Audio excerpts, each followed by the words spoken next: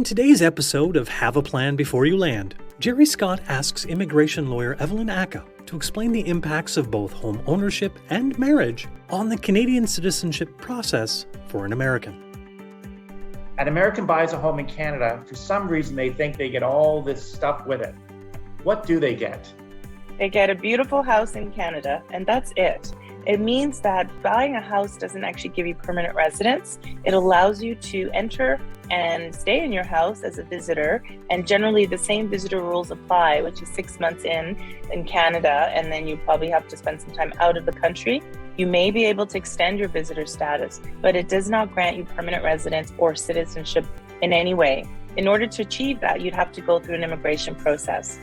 A Canadian marries an American, wants to bring that American wife or husband back to Canada. What is the process?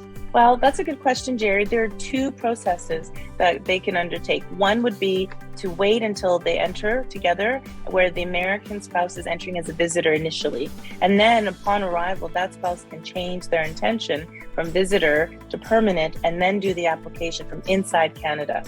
This Inside Canada application allows for them to get what's called a Spousal Open Work Permit, which is really great because it means the spouse will be able to work usually within 4 to 6 months, and it's open for any employer that they choose in Canada. The other option is to do everything outside of Canada. So the application is submitted from outside Canada until the person, the spouse is granted permanent residence, then they enter as a family under her or his PR. To learn more about today's guest, send us an email.